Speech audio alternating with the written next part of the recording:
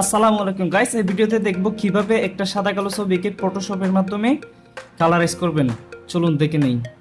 প্রথমে ছবিটাকে Photoshop import করলাম এবং ছবিটার একটা লেয়ার কপি করে নিচ্ছি। এখন চলে যাব ফিল্টার মেনুতে। ফিল্টার মেনু থেকে নিউরাল ফিল্টার্স,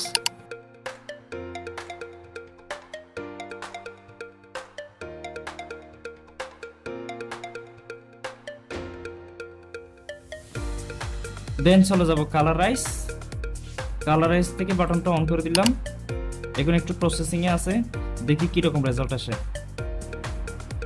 দেখুন ছবিটা কি সুন্দর কালারাইজ হয়ে গেছে। এখন আমরা চাইলে এখান থেকে ছবির কালারটা আরেকটু কাস্টমাইজ করতে পারবো।